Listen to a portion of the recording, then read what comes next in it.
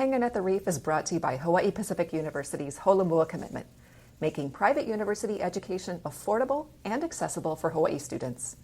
Learn more about the Holomua Commitment at hpu.edu/holomua.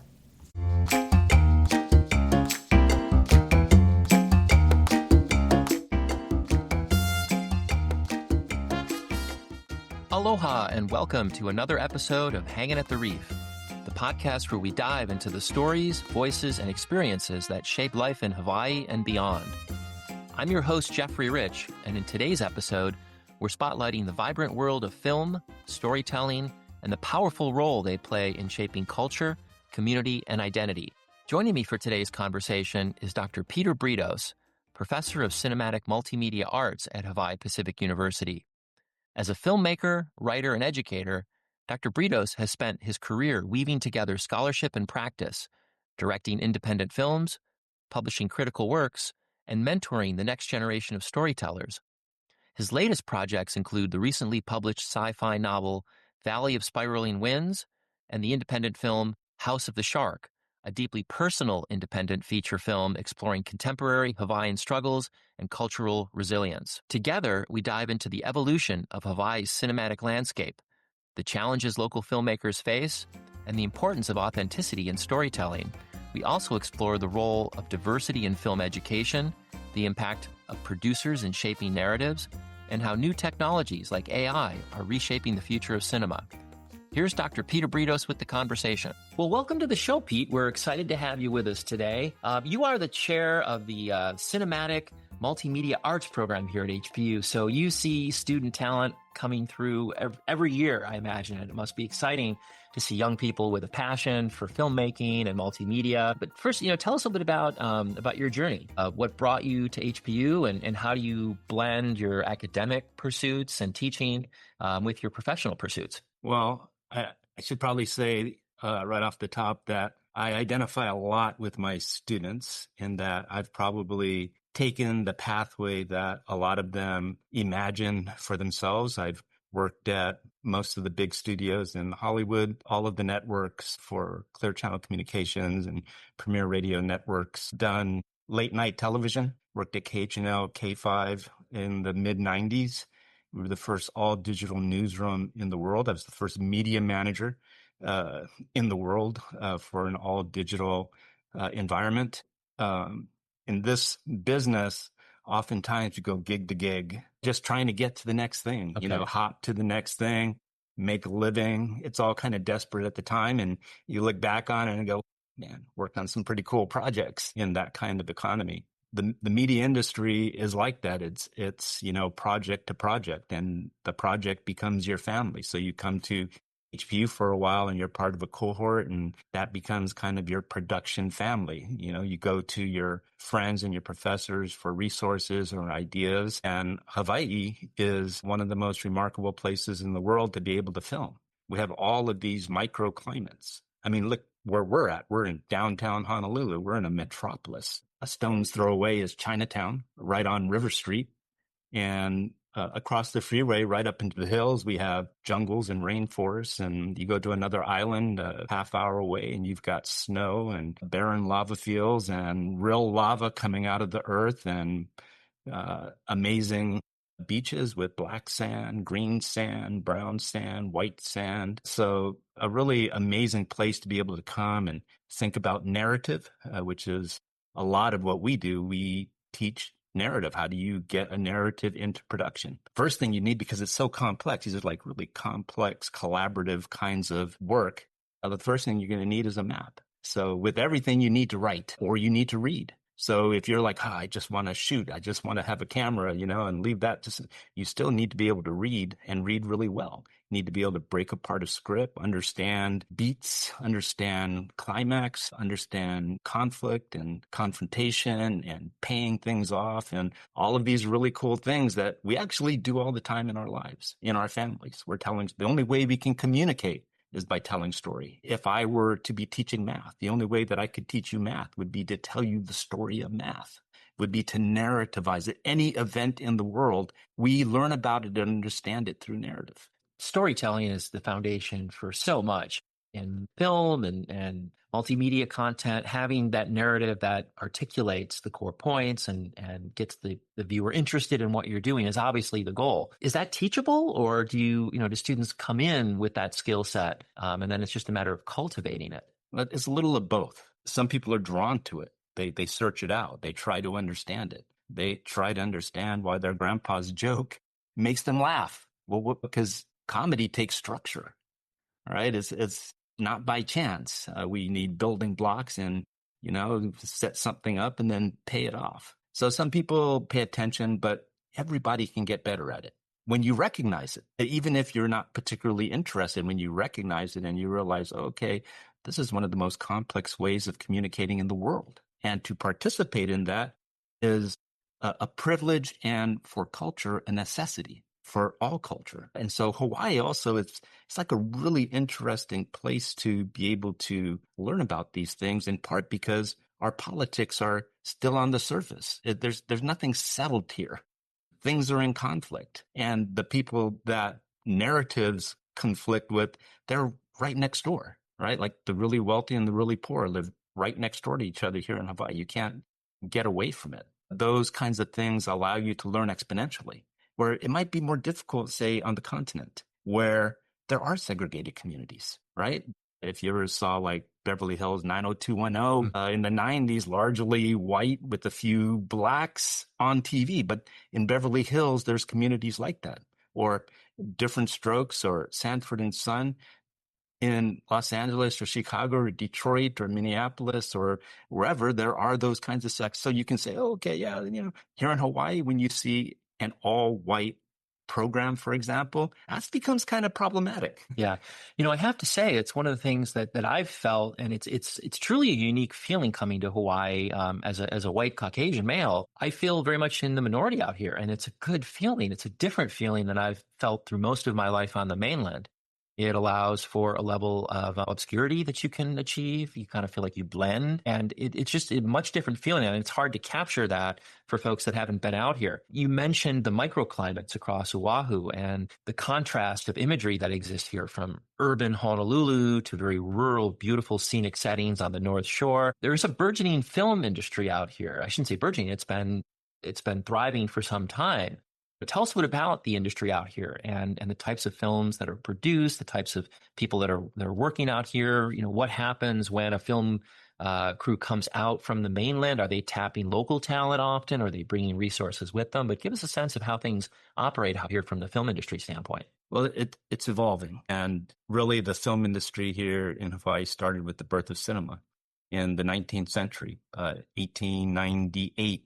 Edison was sending film crews out here. They filmed right here, right across the street at the harbor. The operators have been either from Europe or from the continental U.S., in part because the film industry is expensive. And in the 19th and early 20th century, camera operators were often inventors. They were making their own equipment, or they were part of a small crew and they were given gear and film to go out there and capture. There was a whole industry around going out and bringing some films with you, setting up a little bit of a tent and hawking that you're going to be showing some stuff that night. And these guys with their cameras, the cinematograph, for example, or the Pathé, they'd go out and they would film during the day. And they would capture this stuff, and then they would process it and put that together with some other films that they've carried with them and put on these shows. And exhibition was a big thing. I mean, you're making money producing, developing, and exhibiting film. So they would see other places in the world, but they would also see themselves and marvel at that. So that was here immediately. I mean, Kalakaua, right down the street at Iolani Palace, had first electrical institution, Iolani Palace. We had electric lights. I was looking at other forms of energy. So Hawaii was always kind of on the cutting edge, if not technologically, then in terms of its spectacle. Mm-hmm. So, and then that developed. I mean, Los Angeles developed as a film community in part because you could get away from the densely populated East Coast and kind of had the Wild Wild West to do whatever you want, whatever kind of stunts you want and whatever kind of weather. And again, lots of microclimates over there. And of course, Hawaii is just a hop, jump, and a skip. Folks have been coming over here since the 19th century to get away and have a good time, people that have leisure time and wealth. for example. Are there, are there other compelling reasons though, if a film and a production was looking, for something beyond just that sort of beach scenery and what you typically think of as Hawaii? And what are the other advantages of coming out here to film? You mentioned a few already, like, the open spaces in Southern California earlier. You still have a lot of that out here. You have an ability to find space where there's, no imprint of man yet. And that's got to be attractive for imagery. You get Jurassic Park, Jumanji, and, all of these kind of fantasy narratives. There's a lot of different kinds of narratives that are happening. We usually only see the ones that have a budget of $1 million to, 20, 30 million, right? But things that are being made with film crews, with professional camera people, cinematographers, producers, budgets, et cetera, et cetera. But, yes, people come for the scenery, and then there's other things as well. But if you look at the history of the filmmaking here, I think one of the things that folks have kind of like sci-fi, science fiction, where you get to sugarcoat the pill, so to speak, right? Like sci-fi, there's a scene or a episode in Star Trek where the aliens, half of one face is black and the other half is white, and then their antagonist has the same thing but the opposite, and just kind of playing with, these tropes that are really difficult to do in mainstream media because of, in part, what's expected, but also because of who's producing and writing, right? We're producing and writing from a particular perspective. Who are the heroes? Tell you a lot about who's doing the writing and the producing and the acting. People hire folks like themselves, like it's all in the family. They're working their own family struggles, even in an exotic place like Hawaii.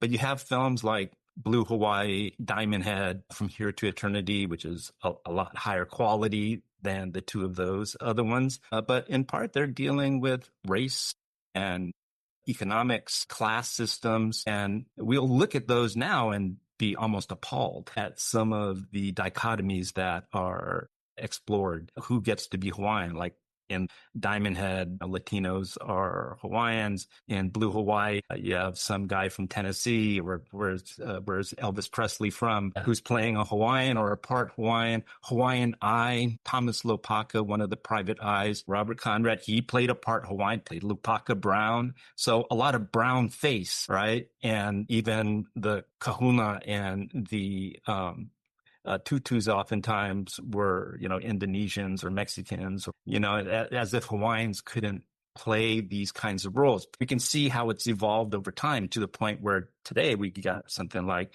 Chief of War that depicts the 18th century Battle of Nu'uanu. And now we have Hawaiians playing Hawaiian, and we have Maoris playing Hawaiian, and we have blacks playing Hawaiian, and whoever looks the part. But also predominantly we are casting the folks that are from here. That's a huge change. Well, that seems like one of the advantages of coming out here, for crews, say from Southern California, is the industry is ready-made out here. You've got talent, you've got production resources. So you don't have to necessarily, pack it all up and bring it out to the island. You can come out and produce the film out here with the local talent, which leads me to talk about your new project, House of the Shark. Tell us a bit about this. I was able to watch the trailer and read up a little about it, and it seems like a very authentic story. And you talked about bringing stories of Hawaii and the culture and the struggles and the perceptions and feelings that exist out here to the film. And this story seems very much to have a lot of that in it. It's a coming of age story for a young man. But give our listeners the base premise and tell us a little bit about the project. Yeah, so House of the Shark is what it's called. And it's a film I've been making really for over 30 years now. Parts of it were filmed in Los Angeles in the 90s. Parts of it were filmed in Hawaii in the 90s. So it's a film that was both scripted and that is as well very tactical because it's a long form production. It's taken a lot of time. It took a interesting turn in 2012 when my son Kamehele was 8 years old, and he knew I made films in LA and that I'd made films before. And it was like, I want to make a film with you. And I said, you sure? He's like, yeah. So he was 8 at the time, and we started this coming of age story.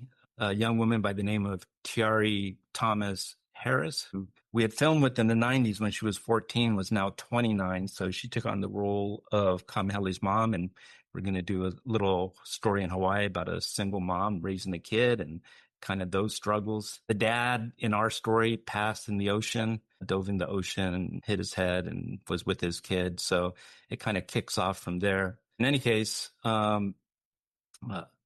House of the Shark is a challenging, kind of critical look at society and culture in Hawaii from a contemporary perspective. I think that if you really want to get a sense of where we are in terms of our media, you have to look at Chief of War and House of the Shark side by side. If you just look at one of them, you kind of have just one vision of what it is to be a Hawaiian. The Chief of War, for example, it's a contemporary retelling of the Battle of Nu'uanu and the events that led up to that with real historical characters. It's a landmark project in terms of Hawaiians depicting themselves and with Olelo Hawaii, so speaking in Hawaiian, with the Hawaiian writers and a Hawaiian director and Hawaiian stars. Of course, Jason Momoa is one of the biggest stars on the planet. So if you look at that and then you look at the small little independent House of the Shark film, House of the Shark stars a Hawaiian as well. Our Hawaiian was born and raised in Honolulu, has never lived anywhere else. The star of Chief of War was born in Honolulu and raised in Iowa, I believe, and came back as a teenager to work on a TV show, Baywatch Hawaii. And in the last 20 years, it's become kind of a global phenomenon. The project Chief of War is interesting where it's at. It's Apple TV. And if you look at Apple TV's offerings, they have a whole genre of Jason Momoa stories where it's probably going to take place in the 19th or 18th century. He's going to be kind of the half-breed savage that gets taken for granted by somebody from England or France or Germany or the US. And at some point, he's going to scream. At some point, he's going to throw an axe at somebody that's running away and he's going to get him in the back. And so there's a bit of, they built a genre around his persona, and he's built up the professional capital to be able to get this thing financed. But it still has its roots in Hollywood, and it has its roots in genre filmmaking. And those are structures that are built into the narrative. So if we only look at that, we only tell one side of the story of how we finally arrived and we're telling our own stories and we're dressing up and all that. But that ain't really the way we live anymore. Yeah. You look at House of the Shark and you see the struggles of a family that's relatively impoverished, but the mom's working as a waiter in Waikiki at Tiki's, and they let us shoot there for free. It's taken place in the hills of Honolulu, where the family is renting and struggling financially, having their place sold out from underneath them. It's taken place out in Maili, where my family is from, so it intersects with my own Hawaiian family, my own immigrant family. My grandmother was Hawaiian Chinese. My grandfather was a Filipino immigrant from Dolores Abra, and they had 8 kids, and land was everything. And they grew up on dirt floors. That's one thing that all Hawaiians have in common. That's one thing that we can all kind of look at. We've all, in the recent past, have been impoverished. We all went from being able to expect our best and brightest to be judges, politicians, lawyers, publishers, to that whole generation having no gravitas whatsoever in their homeland. We all went through that. There's an authenticity to the story, and it has that feeling of native storytelling here on Oahu and telling the struggles of, what culturally people have gone through here, and essentially what became an occupied place for people that have, had their roots, their ancestry here in Hawaii. And that's, I imagine, a traumatic thing for any people to go through. I imagine that's a part of the struggles, as the young man, the central character in the story, comes of age. He's dealing with love interests. He's dealing with cultural identity. It's got to be a very genuine story, but did it make you feel especially connected to the character? What was the spark of the impetus of the idea when you think way back when you first thought about, producing this film? If it's been really a couple of decades of collecting content to put it together, was there an initial spark of the idea? Was it the desire to tell more stories of authenticity of people growing up with the struggles that exist here on Oahu? Well, I'll tell you a story about my first semester at USC Film School, 1991. One of my mentors was a woman by the name of Nina Foch. Anybody who went to USC Film School will probably know Nina Foch. She was a grande dame of old cinema. She was an American in Paris and, those kinds of films. And she became kind of a mentor for directors. Cameron Crowe and others were mentored by her.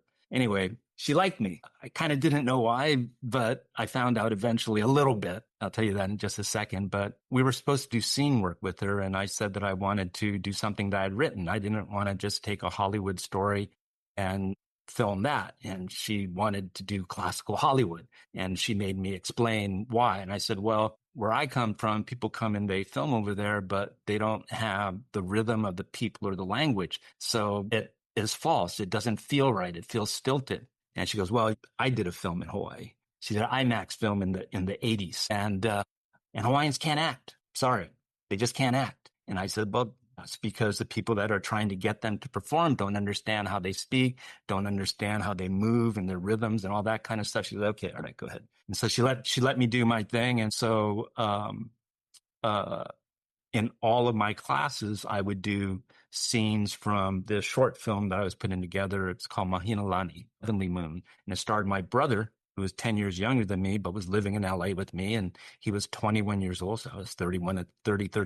He was 21, and I wanted to tell stories that interested me from my own experience with the people that I thought were funny and interesting and had something to offer and were hilarious. And so in part, it was something of a challenge. I was going to do it anyway, but I had to explain it to this person in order to be given the okay, because in her experience, having worked in Hawaii, Hawaiians just couldn't act. And it was never that. So I do think that having locals or Hawaiians direct and write, there's a huge difference in what you're going to get. Yeah. The ability to capture, the feeling of what it's like to live here, to be here. There's a different pace to this place, a different dialect, a different language. If you want to go all in on differences, it's such a cultural uniqueness out here. It's a real melange. And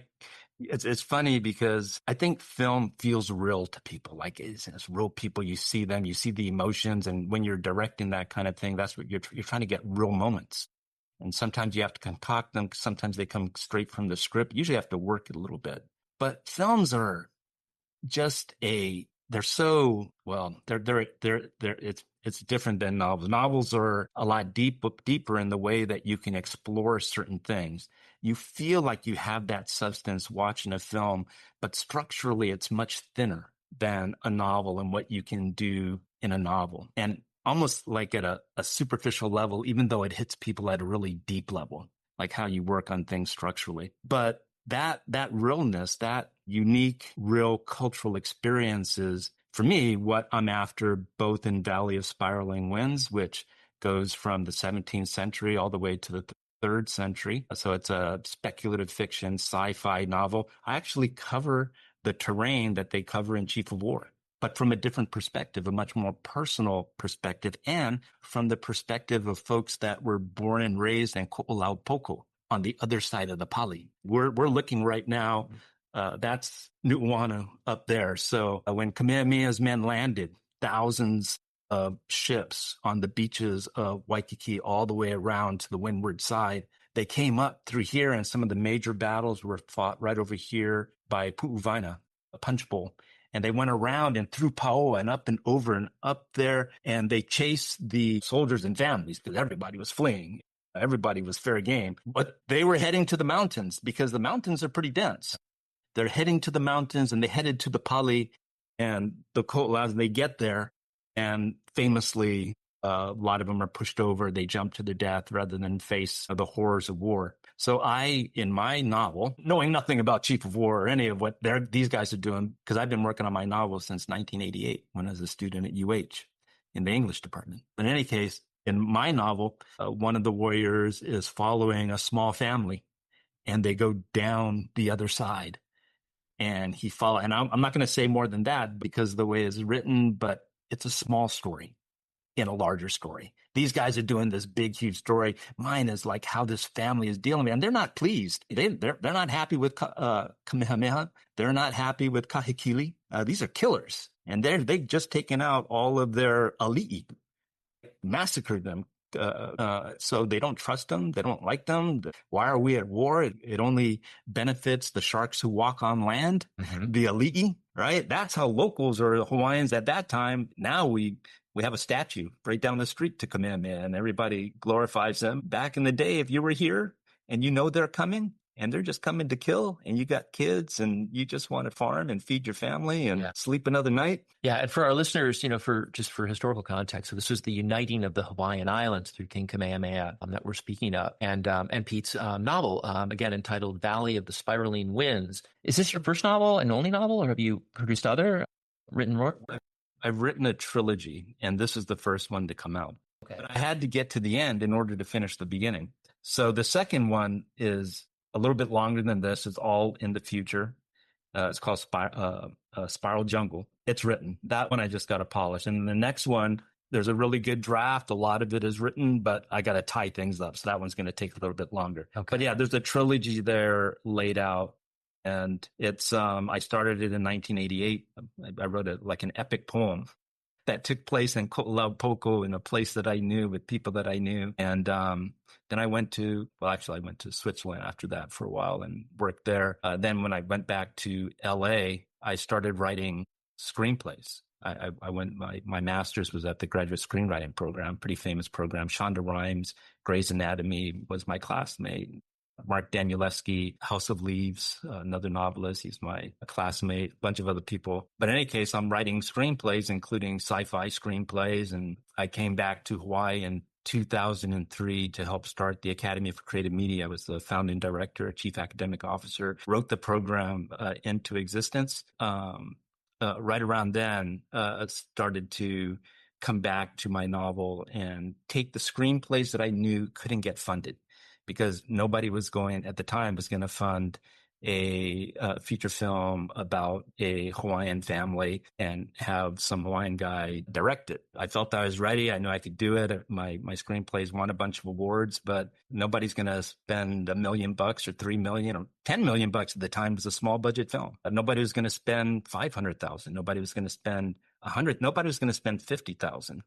And when I called the state film office to see if I could get any help, they said, well, you need to be investing at least $250,000 into your project to get any help from us. So with no backing and no studio or any of those kinds of things, you got to say, okay, either this never happens or I just do it myself, come hell or high water. Back to your initial question with regards to the student, this is one area that going to school to study this stuff really helps, because you can learn about film history. You can learn about other strategies for getting things done. Something that influenced me hugely was third world filmmaking.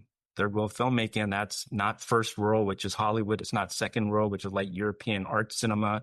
It's folks in Cuba and Argentina and Brazil and Chile and Africa and Southeast Asia doing it by any means necessary. And in Hawaii, I got to say this, in Hawaii, if Hawaii had stayed a Hawaiian nation, I guarantee you the nation would be funding film projects and TV projects, because it would be important to the nation. So there's a really interesting comparison between two island cultures, Hawaii and Cuba. My mother's from the Virgin Islands, so I paid a little bit of attention to that. But in any case, in 1959, Cuba, the revolution was won by Castro and his group, and they installed themselves, and Hawaii became the 50th statehood, 1959. Cuba, their very first cultural decree was the formation of ICAICA, Instituto Cubano de Arte y Cinematográfico, so the Cuban Film School. And they would go on to have this absolutely fantastic history of putting out all kinds of films and TV shows, a lot of it very innovative, et cetera, et cetera. Hawaii, in August of 1959, gets Hawaiian Eye from Warner Brothers Television, broadcasts on ABC, American Broadcasting Corporation, the third place network in terms of territorial density behind CBS and NBC. So ABC's in last place. They have a little deal they have with Disney going on and Warner Brothers. So Warner Brothers come on and they start Hawaiian Eye, and that becomes the vision of Hawaii. And in Hawaiian Eye, just like in Hawaii Five-0 and Magnum PI, the overthrow and the annexation and the colonization of Hawaii is explained and rationalized at least a few episodes in their program. Like, it is dealt with kind of thinly on the one hand in all of the shows, but specifically on some episodes during their run. This is why it happened. In Hawaiian Eye, there's an episode called Maybe Menahunis, where the a tiki is galvanizing the local Hawaiians to rebel against a development of a starlet's ideal home. And so the Hawaiian Eye detectives get into it and help mediate it, because that's their job, is to mediate, just like Captain Cook's job was to mediate between the savages and the English crown.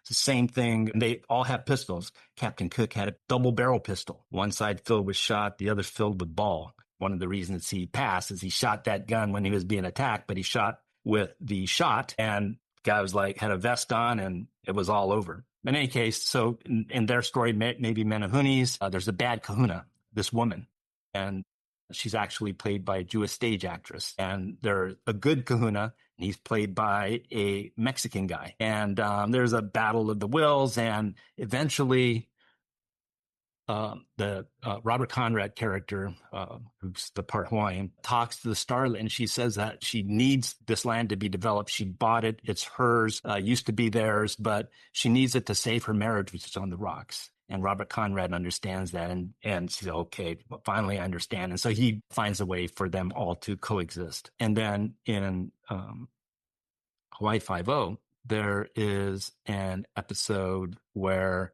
a Hawaiian guy who's a Paniolo kills some land prospector. This guy wants to build a hotel on his property, and he accidentally kills him, goes up into the hills, and Jack Lord and his troop, they jump on their horses. And so now it's the Wild Wild West, right? You're following the native up into the hills. He's on his last journey with his old horse who dies along the way.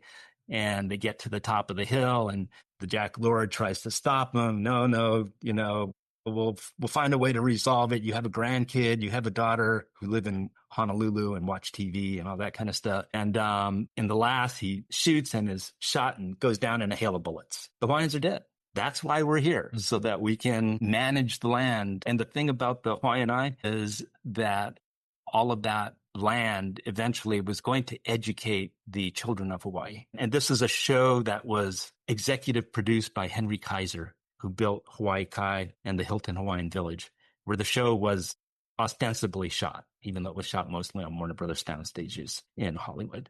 But so really integrated with the story of the history of Hawaii and the truth of Hawaii, which is why Hawaiians really need to and want to get involved in media production. And for the last 25 years, frankly, the media industry, they haven't had a critical bone in their body, and that has been problematic. But you see more and more stories coming out now. I think there was a film that just came out recently about the history of the shaka. The series that you referenced, Hawaii Five-0, Magnum has been shot out here, both the original and then the new series.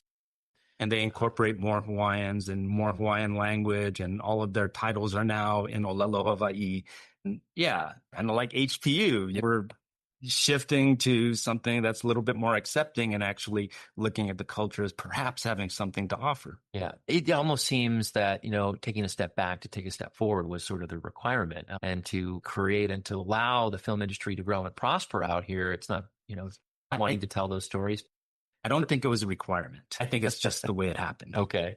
And then you got to deal with it. Frankly, I was ready to do this work in the 1990s. When I was in my 30s, and other people were getting those opportunities. It's not like I ever stopped shooting, but the projects were literally sabotaged at our two biggest universities. That's just kind of a buried history because you're not necessarily allowed to tell those stories, but that is the way it was on the ground. It was a threat to certain people, or they just didn't like me, or whatever it was. Yeah.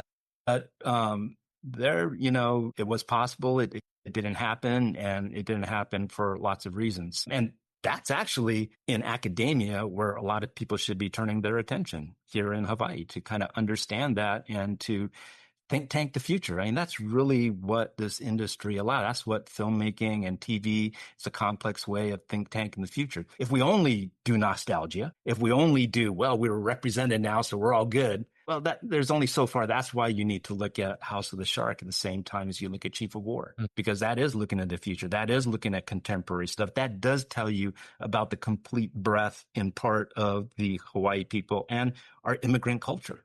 because it has all of those people. It has all those Filipinos and Chinese and Japanese and Hawaiians and Portuguese, and everybody's all mixed up. You don't necessarily know who's who. And, that kid is really, he's Hawaiian. And my characters talk about that. Yeah. Like I have these two little kids and they're at the park talking, and the one kid is like, oh, the girl goes, people get killed at the beach, and go, oh, that's tourists. That's why, my brother broke his arm. Yeah, it's because your brother's one Holly. Not, he's more Hawaiian than you. Not, right? Yeah. Yeah. This place really is just a melting pot. HPU, for example, goes to market, with the position as the most culturally diverse university in the country. And it really is. And it's because there's a different demographic composition out here, where you start with the base demographic of Hawaiian Native people. That alone creates a diversity that doesn't exist at any other school or even region. You might look at like a historically Black college and university as having, obviously a large, if not a majority percentage of African Americans, and then some other cultural, students. But here it is truly diverse, and you have students from all over the world. You have strong representation from Asian countries, a lot of European countries. We have European students here, which is quite surprising. But I wanted to ask you, when you see students come in, is there a common preconceived notion about filmmaking that may be off target, that you have to sort of, get students to rethink or relearn when they come in and they say, I want to be a filmmaker, I want to be a storyteller? Is there something they have to unlearn, and something that, sends them down a better pathway that you've seen consistently among students when they come in with this desire to become a professional in the industry? I think most of them don't necessarily think that they can do that. Like they will pick something like, I want to be a camera person, or I want to be a writer, most of them don't come in saying, I want to be a producer. Yeah. And we teach them how to be producers, right? Because to produce means that you're taking responsibility for everything, right? For everything. That's the difference. That's right. Like, and you have to know, or am I going to do the camera, or someone else going to do the camera? And what kind of camera, and what lenses do we need? And where's the audio coming from? And what's our locations? And on and on and on. But there is a process. And that is the thing that school teaches you quickly. You can learn the process. They used to do that historically with art, and especially large art projects or big studios like the great Renaissance painters. They had apprentices, right? And the only way to learn how to because back then you had to like go out and get the vegetables or the rocks, and you had to grind them, and you had to know the oils, and you mixed them together, and because otherwise the stuff wouldn't stick on your canvas. So you had to have your science and your technology, and then you had your workers working with you. And if they wanted to be painters, they learned from you because of specialized knowledge, how to mix and gather and all of that kind of stuff. Well, in the film industry is very similar. The very first camera people were technologists. They were inventors. They made the things themselves. They got the, celluloid. They got the pull down claws. The Lumiere brothers pull down claws, which was kind of a sewing machine innovation. And so in the end, all the way up through most of the 20th century, it was that kind of environment. You were lucky if you got to apprentice and become a cinematographer. Like, there weren't schools until 1928. USC was the first film school, 1928 in the country. And that's industry people going, hey, we need a school. And by the 1980s, one of those graduates from the 1960s, George Lucas, had made Star Wars and was donating millions to the film school. I was a beneficiary of that. I went to school in the George Lucas instructional facilities. And it was the Steven Spielberg sound facilities, then the Johnny Carson soundstage, and the Marcia Lucas post-production facilities. These are all people that made big money and gave back to their alma mater, gave back to their schools. Up until that point, up until the Lucas Spielberg kind of a generation, you got a job in a studio. You got lucky that some cameraman liked you. You carried his stuff around. You did, and hopefully sometime you became a cinematographer and, God forbid, director of photography. It was a very narrow path to get there. Yeah. Not a lot of people following that path. Film schools eradicated so many barriers. Like all of a sudden, even me, I came from Honolulu. What was the barrier to entry? They wanted storytellers. So they wanted writers, and they wanted a sample of your creative writing, and they wanted you to tell you about yourself, which was also an opportunity to tell a story with roots, for example. So that's what school can do. You can learn things in a short amount of time that would have taken you decades to learn otherwise, and you still might not even get the shot. Yeah. And you can be like me and come home and have no infrastructure and nobody wanted to hire you. And you can write a script and use that script to get other people on the same page and say, listen, I got nothing to pay you, but I'll give you credit on a feature film. Yeah. Do the role of producer, we were chatting about that a minute ago. Do you see a big difference between large productions and small productions? I think, when you talk about big films and who are the producers, a lot of people think about those individuals as the money behind it, right? Yeah. Not necessarily having the creative input. And often it's actually not wanted from the director and the writer, the screenwriter. But I would imagine for small budget films, the producer has many times a lot more say in the creative product and the story cultivation. Do you find that to be the case when you work on smaller projects? Well, it depends. I mean, the filmmaking is just one of those things where the responsibility usually ends up being on one person kind of at a time, kind of a thing. And sometimes you inhabit all of those roles. And, so pre-production, you get directors and producers, and there's a writer, of course, and you're working really closely. You're casting and doing location scouts and all that. Then once you start production, really it's the director and the cinematographer making all the on-set directions. Producers still super important because they're putting it all together. And then post-production, folks fade away. It's changing because now like cinematographers and DPs are participating in post-production as well. But the process of any of this, whether it's a short film or a long film, includes learning what a producer does.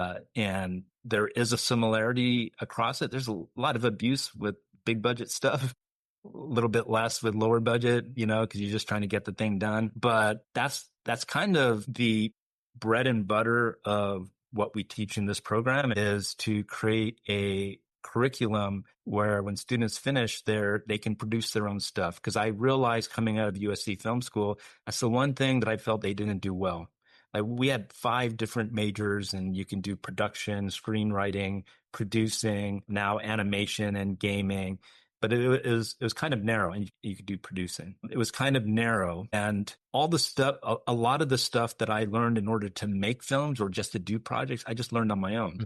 All the Photoshop and all the post-production stuff. This is all stuff I did on and a lot of my classmates were the same way. But that is the key to creating independent producers, is to have this kind of basic skill set and toolkit that you can work with, so that you can, scripting, and you can script short or you can script long, and you could at least read it if you have a script, and you can do your photography. So we teach photography as one of our entry level. Photography and cinematography, very, very similar, a little bit different, but if you practice photography, you're getting better at cinematography, and vice versa. You're doing cinematography, you're getting better at photography, and they have a different emotional quality, and you do different work with them. But you need to know both of those, and you need to know post-production, right? And you need to know all of the graphic design tools in order to make your website and to make your poster and to do all those little things that get your project off the ground, so that if you're not doing it, you can at least lead and direct and help others get the stuff done that needs to be done. Is that important for a student to come in? Like let's say a student comes in and says, I really want to be a cinematographer, and that becomes their primary focus. Are you encouraging students to step outside and learn those other skills and components of good filmmaking and producing quality film? Or is it really a student's choice to decide if they want to go narrow or go broad? Both, because they can decide whether or not they're going to take feature film screenwriting or not. Like some students may be like, oh my God, I'm not going to write a feature film in one semester. Pretty much everybody who takes that class, it's the class that I teach, pretty much everybody writes a long form feature film screenplay, because there is a process to being able to do it. What we do require, and this is the flip side of it, is that in just about all of our production classes, all the documentary classes, they're writing in all of those classes. So you don't get to, like some places, they just want you to take a position. Okay, you're the director, you're the DP, you're the writer, you're the editor, go at it. And our courses, you got to do it all. You have to write projects, you have to do photography, you have to do cinematography, you have to do audio, you have to do post-production. And you learn that you can do it. You just got to do it. So part of it is not given the option. No, if you go through this curricula, you have to do at least a few short scripts. And the reason why, even though you want to be a cinematographer and you don't want nothing to do with writing and you don't want nothing to do with directing, you just want to do the camera because you love lenses and cameras and what have you, you still have to be able to read a script. Yeah. You have to be able to unpack it. You have to be able to know and understand the emotional moments and how you're going to capture those things, because it's collaborative and you're an executive on a project in some role, and you got to be able to lead a team to be able to get the results that are required. Yeah.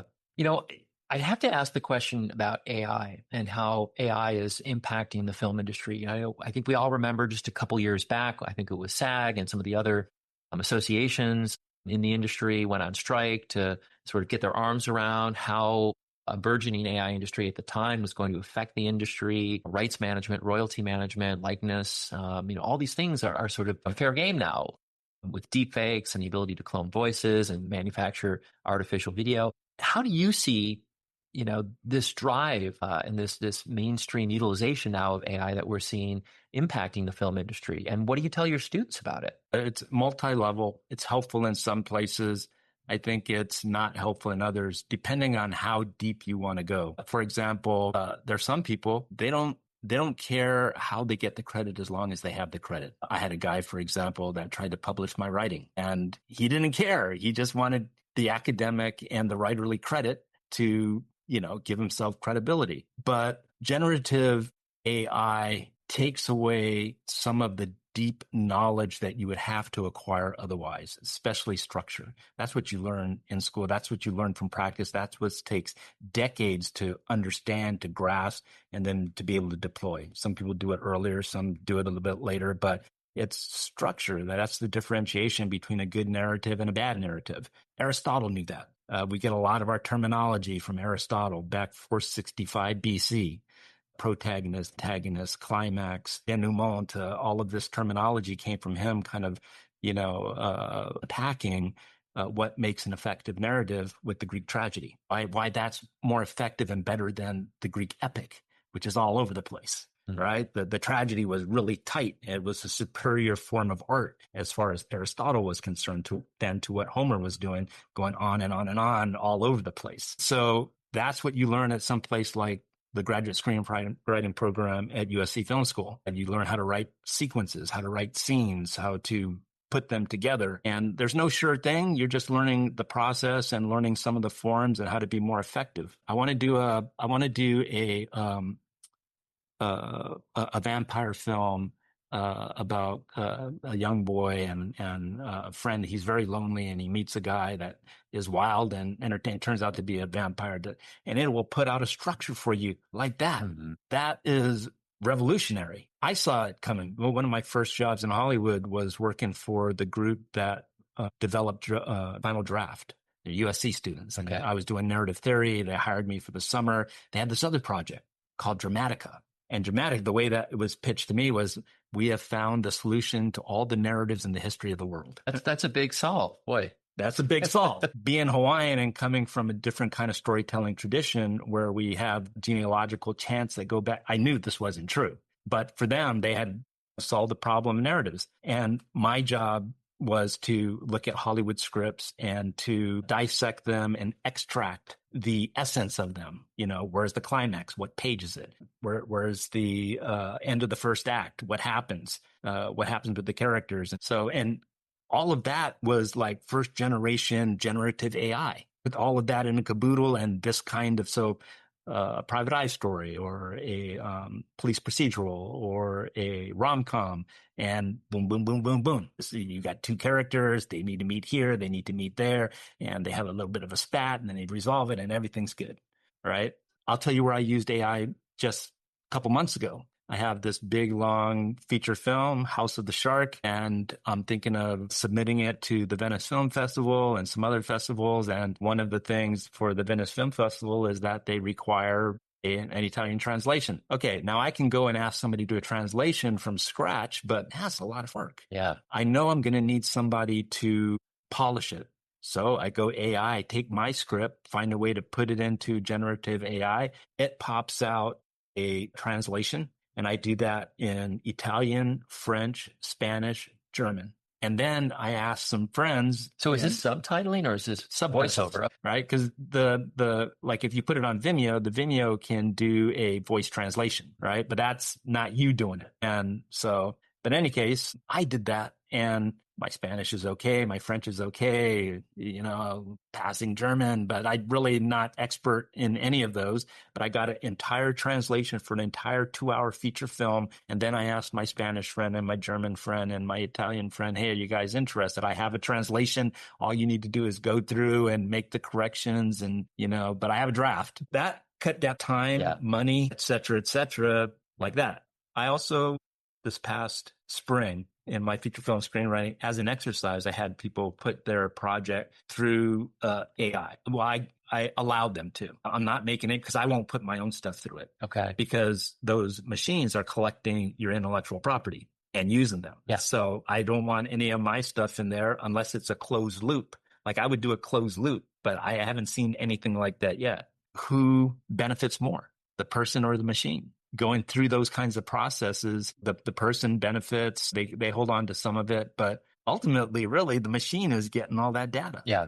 The thing that's problematic, and you can see it in some of the streaming platforms that have their studios, it's just the uniformity of the narrative. Like we all know now exactly how that thriller is going to end, or how that girl who's a kick-ass super agent is going to end up. Some of the tribulations she's going to have before she eventually gets her revenge, And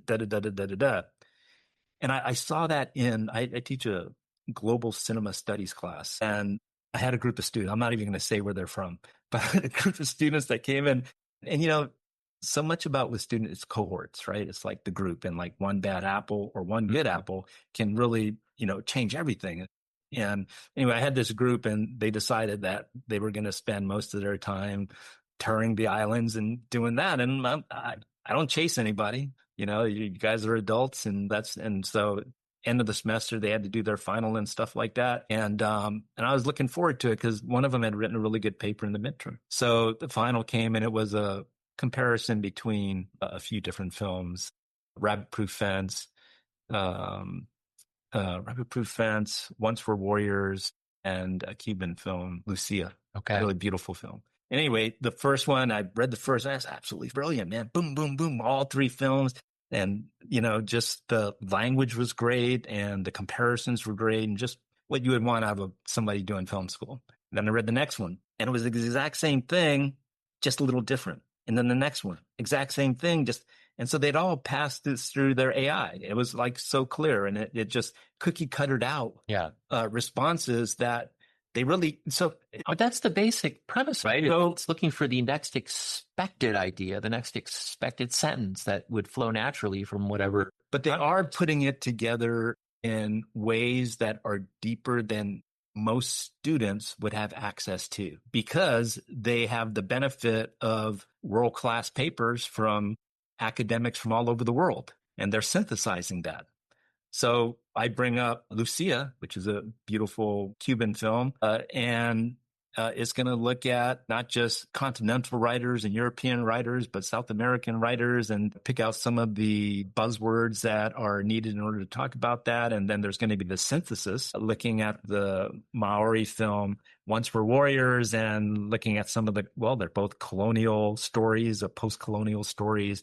They're both about violence to the native indigenous cultures, And then the final one, Rabbit Proof Fence for Australia, same thing, right? So, and there's 2 things about that. One, out of that process, the students certainly learned something, and because they had to read, even if they almost didn't read it, but they had to have learned a little bit from this experience, and probably more than if they had actually done the writing themselves, because they wouldn't have had access to all of that material. Yeah. And then on the other hand, it's absolutely not the assignment to get the machine to do it for you. I want to know what you're thinking and how you process it. And that's the difference. That's the point of inflection with students, is when do you want original thinking? And that's the focus of the assignment, versus, production, efficiency, producing content, which in the business world, whether it's film or other businesses, you are rewarded for productivity. Pete, this has been a fascinating conversation. What's next for you? For example, would you, when you complete the trilogy, would you see Turning Valley of the Spiraling Winds into a feature film? Parts of Valley of Spiraling Winds were screenplays that I wrote in the 2000s. So, Do you feel they're even more relevant today? oh yeah, I mean, when you read the novel, you'll be reading some of that work. It's always been relevant, and it's the stories, right? That there is a wealth of information and culture that are contained in these vessels. Pete Britos, PhD and professor here at HPU and program chair of the Cinematic Multimedia Arts Program here. I'd like to thank you for being our guest. This was a fascinating conversation, and I wish you best of luck with the film as it makes its rounds through the film festivals. And we're excited to see more works come out, and also the impact of the students that you teach every day and the things that I'm sure they'll produce as we go into the future. And that's got to be one of the most rewarding parts of what you do on the academic side, is seeing that knowledge passed down and then create other works of art, whether it's writing, whether it's film. I think that, for me, is one of the most gratifying parts of being in academia, and I would imagine it is for you as well. Well, Pete, thanks again for being our guest today, and we hope to have you back to talk about future projects. Thank you, Jeff. Appreciate it. Nice talking to you.